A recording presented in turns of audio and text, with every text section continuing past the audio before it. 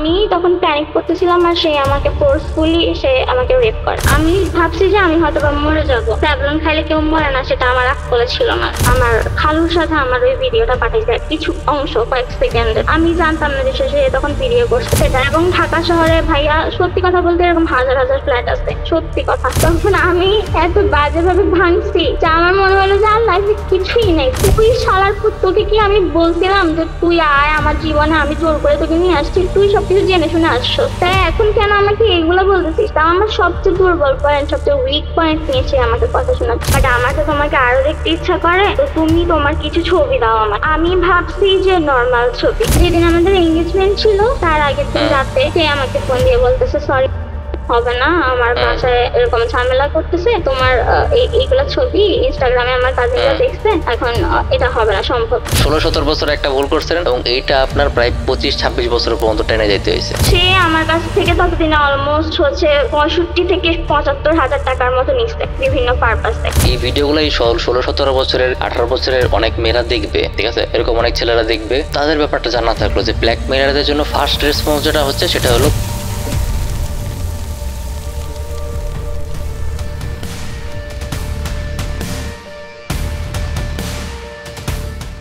বাংলাদেশে সেক্সুয়াল অফেন্সগুলি নিয়ে আমাদের খুব বড় একটা মিথ হলো আমরা মনে করি হয়তোবা এই ধরনের ঘটনাগুলো শুধুমাত্র বাইরের মানুষ দ্বারাই ঘটে, হয়তো এই ধরনের ঘটনাগুলো শুধুমাত্র এমন কেউ করে যার সাথে ভিকটিমের কোনো ধরনের পরিচয় থাকে না।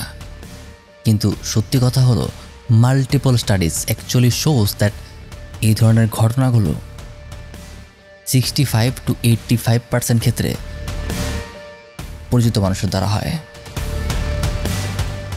এমন একজন মানুষ ভিকটিমকে সেক্সুয়ালি অ্যাবিউজ করে যার সাথে ভিকটিমের আগে থেকেই পরিচয় আছে, হয়তোবা কোনো রিলেটিভ, হয়তোবা প্রতিবেশী, আর হয়তোবা নিজের ফ্যামিলির কেউ।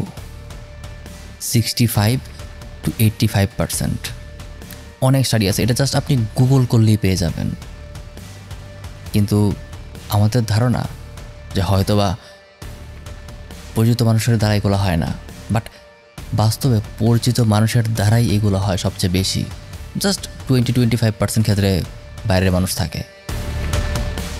আর আজকে আমরা এমন একজনের সাথেই কথা বলবো। চলুন দেরি না করে আমরা মূল ভিডিওতে প্রবেশ করি। এখানে জানতে পারবো যে আমাদের পরিচিত মানুষেরাই, আমাদের ক্লোজ রিলেটিভরাই একটা মানুষকে কী পরিমাণ অন্ধকারের দিকে ঠেলে দিতে পারে আর অ্যাকচুয়ালি দেয়ও। তো আপু আমি রেকর্ডিং শুরু করলাম, তো just for the sake of recording আমি এখন যা যা কথাবার্তা বলবো, ঠিক আছে, সবকিছু আসলে রেকর্ড হইতেছে, ঠিক আছে। অ্যান্ড এখান থেকে কোনো আননেসেসারি ইনফরমেশন এবং সেন্সিটিভ ইনফরমেশনগুলো আমি হয়তো ওমিট করে দেবো। আপনার আইডেন্টিটি প্রোটেকশনের জন্য আপনার ভয়েস চেঞ্জ বা ভিডিও ব্লার যা করা লাগে এগুলো আমি করবো। আর তারপরে এটা আমার ফেসবুক পেজ আর ইউটিউব চ্যানেলে আপলোড হবে। এখানে আপনার কোনো ধরনের সমস্যা নাই তো, বা কোনো ধরনের দ্বিমত নাই তো? না, কোনো সমস্যা। আচ্ছা ঠিক আছে। তাহলে আপনার যেটা ঘটনা বলছিলেন খুব অল্প করে শর্টে শুনছি, এটা এখন বিস্তারিত আমরা শুনবো যে অ্যাকচুয়ালি আপনি কি বলতে চান, আপনার কথা, আপনার নিজের যা যা কথা, মানে যা বলতে চান এভরিথিং আমরা আজকে সবকিছু শুনবো, ঠিক আছে। তো আপনি একদম ক্রোনোলজিক্যালি একদম শুরু থেকে সবকিছু বলা শুরু করতে পারেন। অ্যাকচুয়ালি তখন আমি ইন্টার ফার্স্ট ইয়ারে ভর্তি হয়েছি 2017 সাল। তখন আমি যেই কলেজটাতে পড়তাম ওইটা বেসিক্যালি একটা মহিলা কলেজ ছিল আর একটা প্রাইভেট কলেজ। আমি শুরু থেকে মোটামুটি ভালো স্টুডেন্ট ছিলাম, সব প্রীতি বলেন যাই বলেন সবকিছু সবসময় পাইছি, কখনো কোনো প্রীতি মিস যায় নাই। আর আমার প্যারেন্টস এর মধ্যে যে কোনো একজন টিচার হওয়ার সুবাদে আমি অনেক ভালো একটা প্রপার গাইডেন্স পাইছি, যে কারণে পড়াশোনার প্রতি তখন অনেক আগ্রহী ছিলাম। আর এছাড়াও কো কারিকুলার অ্যাক্টিভিটিস যা ছিল ওগুলা তো সবসময় কোনো না কোনো র্যাঙ্ক আমি করতাম। আমি পড়াশোনায় ভালোই ছিলাম, প্লাস কো কারিকুলার যে অ্যাক্টিভিটিস ছিল ওগুলা তো কোনো না কোনো র্যাঙ্ক আমার থাকতো স্কুলে। এরপরে আমি যখন মেট্রিক পরীক্ষা দিলাম তখন সামহাও আমার এক্সাম খারাপ হয়েছিল। এক্সাম খারাপ বলতে আমার পরীক্ষা খারাপ হয় নাই, কিন্তু যখন রেজাল্ট আসলো তখন আমি মানে জানতে পারলাম যে আমার হচ্ছে 5 পয়েন্ট আসেনি, আমার আসছে 4.80। তো এটা নিয়ে সবাই অনেক ডিসঅ্যাপয়েন্টেড ছিল, আমার ফ্যামিলি, আমার টিচার্স, সবাই। আর আমি নিজেও অনেক মানে ভেঙে পড়ছি। যে সাবজেক্টে আমার সবচেয়ে কম মার্কস আসছে, যেটার জন্য আমি হচ্ছে 5 পয়েন্ট পাই নাই, সেটা হচ্ছে আমার সবচেয়ে ইজি সাবজেক্ট আমার জন্য। ওই সাবজেক্টে আমি সবচেয়ে ভালো ছিলাম। তো এটা আরো বেশি হার্ট ব্রেকিং ছিল যে এই পরীক্ষা তো আমার সবচেয়ে ভালো হয়েছে, বা টিচাররা জানে যে আমার বেসিক কেমন, তারপরেও পরীক্ষার রেজাল্ট এমন কেন আসলো। তো যাই হোক, ওই ঘটনার পরে আমার বাইরে বাইরে বলতে ঢাকায় বা কোনো ভালো জেলা শহরে পড়তে আসা হয় নাই। আমার প্যারেন্টস অ্যালাউ করে নাই, বিশেষ করে আমার বাবা। উনি হচ্ছে অনেক মন খারাপ করছিল, আমার উপরে রাগারাগি যে না, তোমার যেহেতু রেজাল্ট খারাপ হয়েছে তোমাকে আমরা বাইরে পড়তে দিব না। এরকম একটা সাইকোলজিক্যাল থিং কিন্তু মানে আমাদের বাঙালি বাবা আমাদের মধ্যে কাজ করে, যে যেহেতু তুমি ভালো রেজাল্ট করতে পারো না, সেহেতু তুমি এখন এলাকায় পড়াশোনা করো। তো আমাদের এলাকাতে 2টাই কলেজ ছিল, আমার বাসা উপজেলাতে। তো উপজেলাতে 2টা কলেজ ছিল, একটা হচ্ছে কম্বাইন্ড আর একটা মেয়েদের কলেজ। তো আমাকে মেয়েদের কলেজটাতে ভর্তি করানো হয়, আর ওই কলেজটা সবচেয়ে মানে খারাপ একটা কলেজ। সবচেয়ে খারাপ বলতে ওখানে আচ্ছা আপু, পড়াশোনা হয় না। আপনি চাইলে এলাকার নাম জাস্ট বলার সুবিধার্থে বলার জন্য এলাকার নাম সহ বলতে পারেন। পরবর্তীতে আমার জাস্ট বলে দিন যে এই এলাকার নামগুলো আপনি না চান যে মেনশন করতে, আমি এলাকার নামগুলো সবগুলো মিউট করে দিব, কোনো সমস্যা নাই। মানে আমি তো বলেছি যদি সেন্সিটিভ ইনফরমেশন যেগুলো আছে, যেগুলো আপনার আইডেন্টিটি রিভিলিং হইতে পারে, সবকিছুই আমি আসলে মিউট করে দিব, ওখানে কিছু থাকবে না। সো আপনি বলার সুবিধার জন্য নাম সহই বলতে পারেন, বাট আমি পরবর্তীতে এগুলো কেটে দিব, যখন এডিটিং পোস্ট প্রসেসিং এ যাবো তখন কেটে দিব, কোনো প্রবলেম। তো আপনার এক্সট্রা কশনটা আপনার নিতে হবে না যে আমি একটু এ করে বলি, একটু এ করে বলি, না, তাহলে আপনার মাথা ফ্রি থাকবে। হ্যাঁ, অনেক চিন্তা করে কথা বলা লাগতেছে, তো এত চিন্তা করে কথা বলতে হবে না, কারণ আমার কাছে পোস্ট প্রসেসিং এর পাওয়ার আছে। আমি যখন যেটা বলবেন জাস্ট শাসে বলবেন যে আপনি এইটা করে দেন, কাট করে দেন, আমি সবগুলো কাট করে দিব, নো প্রবলেম। আচ্ছা, তাহলে আমি কন্টিনিউ করি। ঠিক আছে। এরপরে হচ্ছে একটা মহিলা কলেজে ভর্তি হলাম আমার এলাকাতে। ভর্তি হওয়ার পরে ওখানে আমি কিছুদিন ক্লাস করে বুঝলাম যে আসলে এখানে আসলেই পড়াশোনা নাই। ততদিন আমার মন খুবই ভেঙে গেছে। এরপরে বাই দিস টাইম আমার একটা ছেলের সাথে একটা রিলেশনশিপ হইলো। আমি এলাকার একটা কোচিং সেন্টারে তখন ইংলিশ গ্রামারের জন্য কোচিং করতাম, যেহেতু আমার কলেজ অত ভালো ছিল না, বাট আমার টার্গেট ছিল যে আমি ভালো একটা রেজাল্ট করবো, তো আমার একটু গাইডেন্স এর দরকার ছিল। ওই জন্য আমি এলাকার একটা কোচিং সেন্টারে কোচিং করতে গেছি। ওখানেই বেসিক্যালি ওই ছেলের সাথে আমার টুকটাক আলাপ হয়েছে। এলাকা সেহেতু মানে অত ক্লোজলি কথা বলা বা সামনাসামনি দাঁড়ায় কথা বলার মতো তখন স্কোপ ছিল না। মানুষজন অনেক নোটিস বা কথাবার্তা বলতে এগুলো নিয়ে বাসায় বলে দিত। মফস্বল এলাকাগুলোতে আসলে প্রেম করা অনেক কঠিন, ছোট এরিয়া যেগুলো থাকে না ওগুলোতে খুবই কঠিন। আর সে আমাকে তার নাম্বার দিল সামহাও একটা কাগজের মধ্যে লিখে। আমি তার সাথে টুকটাক কথা বলতে শুরু করছি। ততদিন আমার কাছে একটা ফোন ছিল, বাট ওই ফোনটার কথা বাসায় জানতো না। মানে সবার যেরকম থাকে যে একটা লুকানো ফোন থাকে শুরুর দিকে, যেটার কথা বাসায় জানে না। তার সাথে আমার রিলেশনশিপ অনেক ক্লোজ হয়ে গেল। প্রায় 3-4 মাস পরে সে আমাকে কাইন্ড অফ মানে ফোর্স করতেছে যে দেখো, যেহেতু আমাদের কখনো ওভাবে কথা হয় না, সামনাসামনি দেখা করতে পারি না, জাস্ট কোচিং এ গিয়ে তোমাকে যতটুকু দেখতে পারি অতটুকুই, বাট আমার তো তোমাকে আরো দেখতে ইচ্ছা করে, তো তুমি তোমার কিছু ছবি দাও আমার। আমি ভাবছি যে নর্মাল ছবি। তখন আমার যে ফেসবুক আইডি ছিল ওইটা ওই বাসার ভয়ে হচ্ছে ওই কার্টুনের ছবি দেওয়া একটা আইডি ছিল, ওখানেও আমার কোনো পিকচার ছিল না। মানে হ্যাঁ, মানে অ্যাকচুয়ালি সোশ্যাল মিডিয়া প্রোফাইলেও কোনো ধরনের ছবি টবি নাই। হ্যাঁ, আমি কি করছি, আমি তাকে বললাম যে আচ্ছা ঠিক আছে, আমি তোমাকে ছবি পাঠাবো, এখন হচ্ছে এই ফোনে ছবি না, যেহেতু ফোনটা অনেক মানে বাটন ফোন না, অ্যাকচুয়ালি অ্যান্ড্রয়েড ফোনই ছিল, কিন্তু ক্যামেরা তো ভালো ছিল না আর কি, ওখানে ছবি ওঠানোর মতো না। তখন আমি বলছি যে আমার খালামণির ফোন থেকে ছবি তুলে তোমাকে পরে পাঠাবো। তো সে বলছে আচ্ছা ওকে। এর 2 দিন পর আমি যখন তাকে ছবি পাঠাইছি তখন দেখি যে সে কোনো রেসপন্স করতেছে না, সিন করে রেখে দিচ্ছে। পরে আমি বললাম যে কি, কেন কোনো রেসপন্স করলা না, কিছুই তো বললা না, তুমি তো ছবি চাইছিলা। পরে সে বলতেছে যে আমি তো তোমার কাছে এরকম ছবি চাই নাই। তো আমি বললাম যে এরকম ছবি না তো কেমন ছবি? দেন সে আমাকে কিছু ভালগার ছবি পাঠাইছে, যেগুলা ইন্টারনেট থেকে ডাউনলোড করা, ওগুলা পাঠায় আমাকে বলতেছে যে এই ধরনের ছবি। ওইটা দেখে তখন আমি অনেক শক ছিলাম যে আসলে আমি একটা মানুষকে এরকম মনে করতাম, সে যে আমাকে এই ধরনের কথা বলতে পারে এটা আমার মাথায় ছিল না। তো আমি তার সাথে তখন 2 দিন যোগাযোগ অফ রাখছি। অফ রাখার পর আমি দেখলাম যে তার কোনো ওরকম রিয়াকশন নাই। আমারই অনেক খারাপ লাগতেছে, আমি কান্নাকাটি করতেছি, আমারই অস্থির লাগতেছে, আমি ক্লাসেও মন দিতে পারতেছি না, কিছুই না। এরপর আমি নিজে থেকে যোগাযোগ করে পরে সে আমাকে বলতেছে যে তুমি আমাকে অযথাই ভুল বুঝতেছো, আমার জিনিসটা তো তোমার বোঝা উচিত যে আমার দরকার এরকম, তোমাকে আমি দেখতে ইচ্ছা করে বা দেখতে পাই না। এসে সে আমাকে সামহাউ কনভিন্স করছে, আমি তাকে কিছু ছবি পাঠাইছি। তো তাও ওইটা অনেক মানে ইন দ্য মিন টাইম ওই টাইমটার মধ্যে কি আপনার নিজেরই গিল্টি ফিল হইতেছিল যে আমার বয়ফ্রেন্ড চাইতেছে, আমি তার একটা চাহিদা পূরণ করতে পারতেছি না, কাইন্ড অফ এরকম একটা গিল্ট ফিলিং হইতেছিল? বোথ, মানে এক হচ্ছে একদিকে গিল্টি ফিল হচ্ছে, আরেকদিকে হচ্ছে আমার এরকম মনে হচ্ছে যে না ও ভুল, আমি ঠিক, আমি কেন ছবি দিব, সে যদি আমাকে ভালোবাসে তাহলে তো এইগুলা আসলে কেমন একটু লাগতেছিল আমার কাছে, ভালো লাগতেছিল না জিনিসটা। একটা মানে মানে একটা দৌড়টানোর মধ্যে একবার নিজের মনে কনফিডেন্সে মনে হইতেছে যে না এটা তো ঠিক না, আমি কেন তার এই ধরনের অশ্লীল ছবি পাঠাবো, আর ঠিক আছে আরেকটা মনে হইতেছে যে না ও চাইতেছে আমারই তো বয়ফ্রেন্ড, আমি ওকে দিয়ে দিই, ও তো মন খারাপ করতেছে, ওর তো এই ধরনের ফিলিং। হ্যাঁ, এরপরে আমি 1 মাস 1.5 মাস পরে সে আমাকে সামহাও কনভিন্স করছে। এরপর আমি তাকে কিছু পিকচার্স পাঠাইছি, পাঠানোর পরে সে মানে এবার আরো বেশি আগ্রাসী হয়ে গেছে যে আরো লাগে, এবার ভিডিওস চাচ্ছে। আমি বলছি আমি কোনো ভিডিও দিতে পারবো না, আর ওই ছবিগুলো আচ্ছা, আমি এটা রিলেশনশিপের ঠিক কতদিন পরে শুরু হয়েছে এটা আপনাদের? 6-7 মাস। মানে রিলেশনশিপের 6 মাসের মাথার মধ্যে গিয়া he is asking for notes. Yeah. ঠিক আছে, ওকে। এটা কত বছর আগের ঘটনা যদি একটু বলতেন, ঠিক এট প্রেজেন্ট থেকে 2025 থেকে?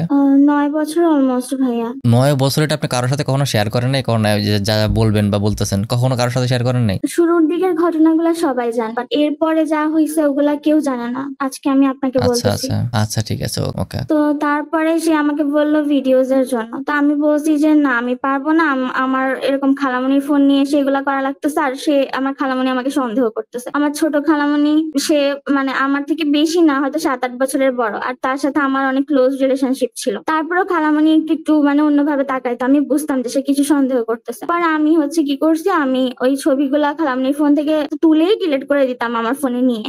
আমার তখন মাথার মধ্যে এটা ছিল না যে এই ছবিগুলাকে সামহাউ রিস্টোর করা যায়, তখন আমার মাথায় আসলে এতটুকু বুদ্ধি ছিল না, আর আমি টেকনোলজি সম্পর্কে এত কিছু জানতাম না। আমি যে সিম্পল একটা গ্রামের মেয়ে ছিলাম যে এত বুঝতো না জানতো না, সবে হাতে অ্যান্ড্রয়েড ফোন পাইছে, আর তখন নতুন স্ক্রিনশটের ব্যাপারটা হয়তো বা সবাই জানতেছে, বাট তখনও আমি জানতাম না যে কোনো কিছু স্ক্রিনশটেড করা যায়। এরপরে খালামণি একদিন আমাকে বলতেছে যে তুমি হচ্ছে হয়তো বা একটা কথা জানো না, হচ্ছে স্ক্রিনশট বলে একটা জিনিস আছে যেটা হচ্ছে নেওয়া যায়, এরকম ফোনে তুমি যার সাথে চ্যাট করতেছো ওটা স্টিল পিকচারের মতো নেওয়া যায়, তো কারোর সাথে কথাবার্তা বলতে খুব সাবধান। মানে উনি হয়তো বা বুঝতে পারছে যে আমি কারোর সাথে কোনো রিলেশনশিপে আছি বা কিছু, তো ডিরেক্ট বলে আমাকে এই কথাটা বলছে। তাও যখন বলছে তখন ঘুরাই আমি পেঁচে বোঝানোর চেষ্টা করছে। হ্যাঁ বোঝানোর চেষ্টা করছে। আমি যখন বলছি তখনও জিনিসটা আমি আসলে ক্লিয়ার ছিলাম না, হঠাৎ করে আপনাকে কেউ আননোন একটা ওয়ার্ড বললে, কারণ স্ক্রিনশট তখন একদম আননোন একটা ছিল। হ্যাঁ এখন হঠাৎ যেমন আমরা জেনজি শুনতেছি, কিছু বছর আগে কিন্তু এই জেনজি ওয়ার্ডটাই ছিল না, জানতামই না। হ্যাঁ হ্যাঁ,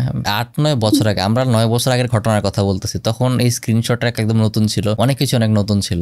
জি এখন সাথে ব্যাপারটা মিলাইলে হবে না। জি, তখন হচ্ছে আমি বুঝি না জিনিস। এরপরে আমার বয়ফ্রেন্ড হচ্ছে বারবার ভিডিওর জন্য হচ্ছে চাপ দিচ্ছিল, আমি কোনোভাবেই কোনো ভিডিও তাকে দিই নাই, আমি তাকে আরো কিছু স্টিল ছবি দিছিলাম, এবং দেয়ার কিছুদিন পরে সে হচ্ছে এরকম সিচুয়েশন যে সে আমার সাথে যোগাযোগ কমায় দিছে। হ্যাঁ খুবই কমায় দিছে, খুব 1-2টা মেসেজ দিচ্ছে কি দিচ্ছে না সিন করে ফালায় রাখতেছে। আর একটা কথা অ্যাড করি, সে আমার কাছ থেকে ততদিনে অলমোস্ট হচ্ছে 65,000-75,000 টাকার মতো নিছে বিভিন্ন পারপাসে। আর আমি যেহেতু একটা আমার একটা ইনকাম সোর্স আপনি ছিল। তাকে টাকা দিছেন? হ্যাঁ। মানে ফর হোয়াট, মানে কি কারণে? শোনেন, সে প্রায় সময় বলতো যে তার এটা প্রয়োজন সেটা প্রয়োজন, সে জানতো যে আমার একটা ইনকাম সোর্স আছে এবং খুব ভালো একটা রেমুনেশন আমি ওখান থেকে পাই। কেমন ইনকাম সোর্স? আমি ছিলাম, আমি আপনাকে বলছিলাম। ও আচ্ছা আচ্ছা আচ্ছা, হ্যাঁ হ্যাঁ হ্যাঁ হ্যাঁ, ওকে ওকে। ওখানে আসলে ভাইয়া এলাকার মানুষজন খুবই কম, মানে যারা থেকে যায় এলাকাতে ম্যাক্সিমামই যারা ভালো স্টুডেন্ট বা একটু কোয়ালিটিফুল, ওরা পড়াশোনার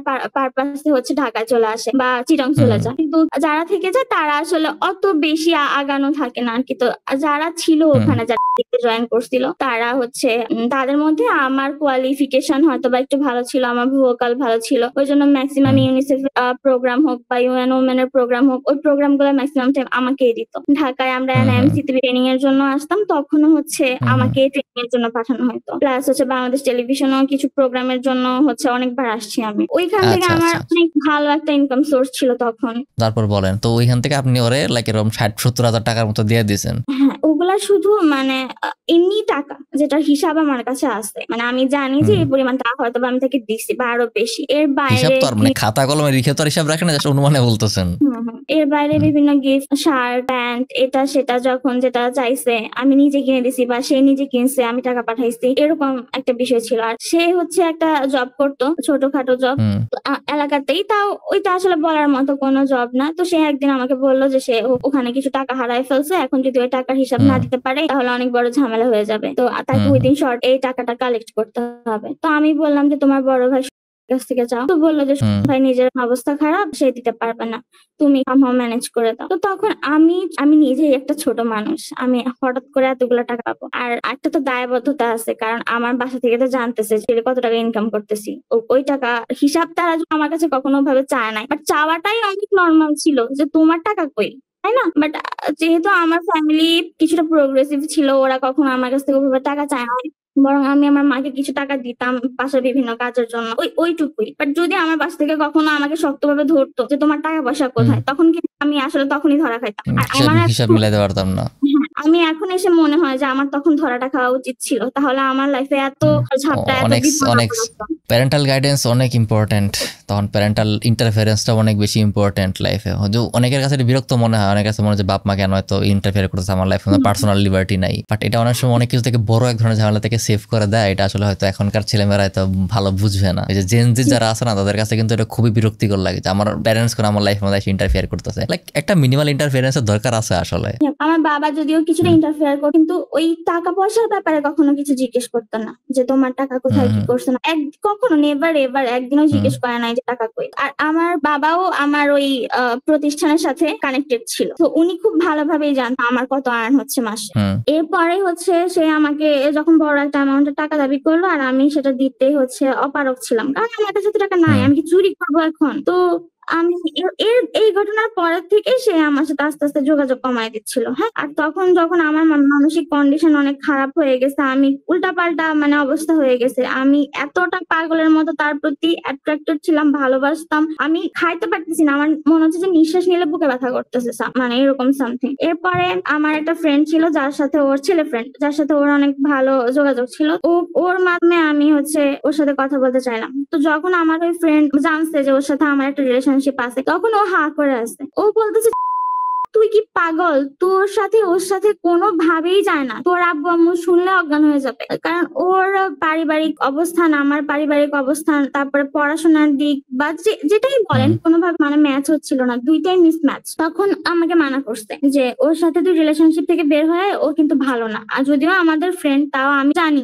কেমন, তুই বের হয়ে আয়। আমি না তখন বিশ্বাস করি না, আমি ভাবছি যেহেতু আমি একটা শখের মধ্যে আছি, ও আমাকে চাচ্ছে যেটা থেকে বের করতে। তো তুমি এরপর আমার যে একটা বান্ধবীও যখন জানছে, সবাই আমাকে দুই হাতে মানা করছে যে বাদ দে, ওর সাথে তোর হবে না, আর ও খুবই ফাত্রা ধরনের ছেলে। আমি আসলে সত্যি কথা বলতে রিলেশনশিপ হওয়ার আগ পর্যন্ত ওকে আমি পার্সোনালি চিনতামই না, ইভেন মনে হয় যে কখনো দেখিই না। হ্যাঁ, এরকম। তো এরপরে আমি হঠাৎ করে একদিন শুনলাম যে আমাদের কলেজে, তখন আমি অলমোস্ট সেকেন্ড ইয়ারে, আমার জুনিয়র একটা মেয়ে ছিল, তো ওই মেয়ের সাথে নাকি তার রিলেশন, এটা আমি শুনতেছি এরকম মানুষজনের কাছে।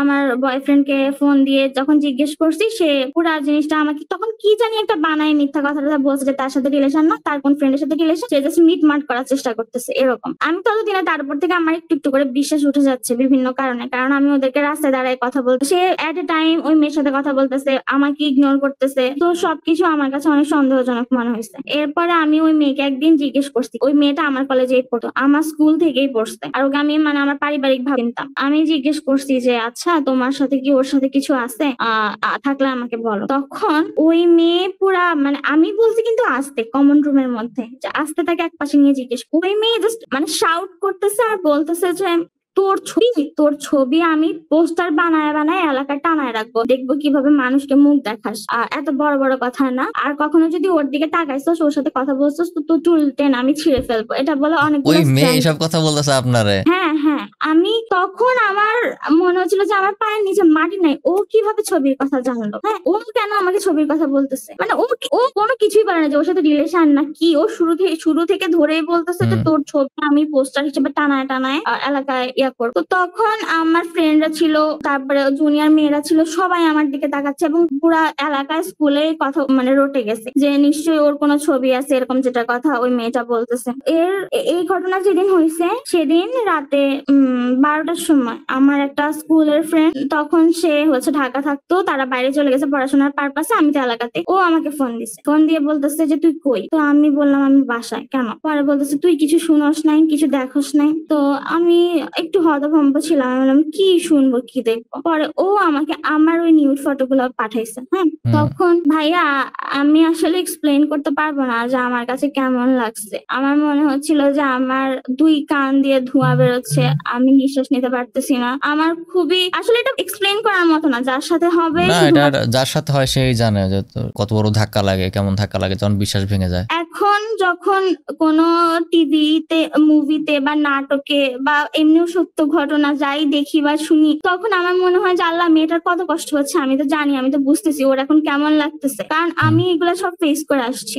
ওই রাতে আমি জানছি, পুরো রাত আমি ঘুমাইতে পারি নাই। আপনি বুঝতে পারবেন যে আমার কেমন সিচুয়েশন ছিল। পরের দিন সকালবেলা আমার মামি এসে আমাকে বলতেছে যে আচ্ছা এদিকে আয়, জানলা দিয়ে ডাকতেছে। তো আমি গেলাম। পরে আমাকে বলতে তোর মামার ফোনে কেউ এরকম ছবিগুলো পাঠাইছে, এখন এগুলো তুই কাকে দিছিস? আমি তো তখন আরো নাই পুরা, আমি কি বলবো, আমি কথাই বলতে পারতেছি না, আমি কান্না শুরু করছি ভয়ে। পরে উনি ঘরে আসছে, ঘরে এসে আমাকে বুঝাচ্ছে, সান্ত্বনা দিচ্ছে। বলছে আচ্ছা আমাকে এখন বল এগুলা কাকে দিছিস, এগুলা কোত্থেকে বের হয়েছে, এই ছবি কি তোর? পরে আমি বললাম যে হ্যাঁ মামি এই ছবি আমার, আমি দিছি। বলছে কাকে দিছিস? পরে আমি বললাম কে দিছি। পরে বলতেছে আমার সাথে আমার রিলেশনশিপ এত 1 বছরের মতো হয়েছে অলমোস্ট, ওর বাসা অমুক জায়গায়। তখন মামি বলছে তুই কি পাগল হয়ে গেছিস, এখন তো এই ছবি সবার কাছে, মা তোর মামাকে পাঠাচ্ছে, আমাকে আমার ফোনে পাঠাইছে, সবাই এটা নিয়ে, তো এখন তোর আব্বু আম্মু শুনলে ওদের কাছে কেমন লাগবে। আমি এরপরে আমি জাস্ট পাজলড হয়ে গেছি, বারবার প্যানিক করতেছি। আর ওই দিনই মোটামুটি সবাই জেনে গেছে। হ্যাঁ, আমার ফ্যামিলি, আমার ফ্রেন্ড সার্কেল, আমার পাড়া প্রতিবেশী সবাই, কেউ বাদ নাই যারা আমাকে চিনতে না, তারাও এখন অনেক মানুষের পাঠাইছে না একদম। ইভেন আমার নামে ফেক আইডি খুলে ওই ফেক আইডিতে ফটোস গুলো আপলোড করে সবাইকে সমান ফ্রেন্ড রিকোয়েস্ট পাঠাচ্ছে। তখন আমার মা এসে যখন আমাকে জিজ্ঞেস করলো যে কি হচ্ছে আসলে, আমি তো কিছুই বুঝতেছি না, তুই কি পাগল হয়ে গেছিস, তুই কার সাথে রিলেশনশিপে গেছিস, কাকে এগুলা দিছিস, আমরা কি তোকে কখনো এত ইয়ার করছি যে আমাদেরকে বলতে পারলি না তুই একবার, এত বড় একটা বিপদের মধ্যে পড়লি। এখন বিপদে পড়ার পরে আসলে আমি এটা আঁচ করারই সুযোগ পাই নাই যে আচ্ছা আসলে কিছু একটা হবে এই ছবিগুলা নিয়ে। তো যখন ওই মেয়েটা বলছে যে ছবির ব্যাপারে, তারপরে তার ওই দিন রাতে এই ঘটনাগুলা ঘটছে, তখন আমি কি বলবো ভাই, আমি এখন বলতেছি না, এখনো আমার কাছে শরীর খারাপ লাগতেছে। আমি যখনই এই কথাগুলা মনে করি বা ঘটনাগুলা মনে পড়ে আমার শরীর খারাপ লাগে। যাই হোক, এরপরে আম্মু কিছুটা আমার সাপোর্টে ছিল, আমার সাথে একটু কথাবার্তা বলতেছিল। বাদ বাকি আমার বাবা ওই ঘটনাকে কেন্দ্র করে আমার সাথে 2.5 বছর কথা বলা নাই। হ্যাঁ, তো তখন এটার পরে সে একদম কথা বলা বন্ধ করে দিছে। হ্যাঁ, তখন এমনিতে তাকে না শাসন করা, গালাগালি করা, এটা কিছুই করে নাই, জাস্ট সিম্পলি কথা বলা বন্ধ করে দিছে। আমাকে ডিরেক্ট কিছু বলে নাই, আমার আম্মুকে অনেক কথা শোনাচ্ছিল, বাট ওগুলা তো আমিও শুনতেছিলাম এক বাসার মধ্যে সবাই। তো আমার আম্মু বলছিল আর কি যে থানায় গিয়ে আমরা একটা মামলা করি। তো আমার বাবা বলতেছে যে না, মামলা করবে না, মামলা করলে আরো বেশি মানুষজন জানাজানি হবে, এটা কোর্ট পর্যন্ত যাবে, অনেক ঝামেলা হবে। এরপরে উনি আর মামলা করে নাই। হ্যাঁ, কিন্তু ততদিনে ভাইয়া ওই ছবি থেকে আরো অনেক ছবি হয়ে গেছে। আমি জানি না ওগুলা কিভাবে হয়েছে, ওগুলা কি কেউ এখন যেরকম এআই দিয়ে এডিট করে বা কিছু ওরকম করে আরো অনেক ছবি হয়ে গেছে, ফটোশপ দিয়ে করা যায়। তো তখন ছিল শুধুমাত্র ফটোশপ। এরপরে ওই ঘটনার 5-6 দিনের মধ্যে আমার যে খালার কথা বললাম না, যার ফোন এনে আমি করতাম, ওই খালা উনি আমাদের বাসার আশেপাশেই থাকতো, 2-3 বাসা পরে। উনি একদিন আমার মামানির ফোন দিয়ে তো আমার সাথে কথা বলতে চাইছে যে আচ্ছা ওকে একটু দেন, ওর সাথে একটু ইম্পর্টেন্ট কথা আছে, কারণ আমার ফোন তো বাসা থেকে নিয়ে নিস, বুঝছেন না, আর ওই নাম্বারটা কারো কাছে ছিল। তো হ্যাঁ, তো যখন মামানির ফোন দিচ্ছে, উনি এসে আমাকে যখন বলছে যে এরকম অমুকটার সাথে কথা বলতে চায়, তখন আমি একটু অবাক হয়েছি যে সে আমার সাথে কি কথা বলবে। সবাই তাকে এরকম হিসেবে চিনে যে সে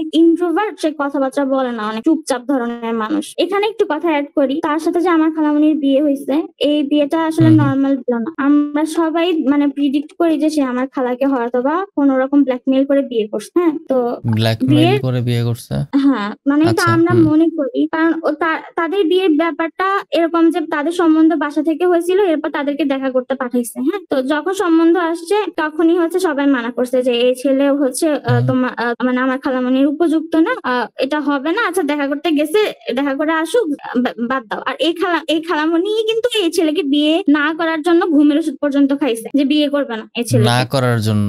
হ্যাঁ, তারপরে অনেক সামহাও কেমনে জানি মোটামুটি দেখা করার মতো একটা সিচুয়েশন হয়েছে, এবং যেদিন দেখা করতে গেছে সেদিনই তারা বিয়ে করে চলে আসছে। হ্যাঁ, এবং এটা বিয়ে যে করছে এটা বাসায় বলে নাই। তো তাহলে চান্স আছে, ফেয়ার চান্স আছে যে অ্যাকচুয়ালি এখানে কিছু না কিছু আছে স্টোরি।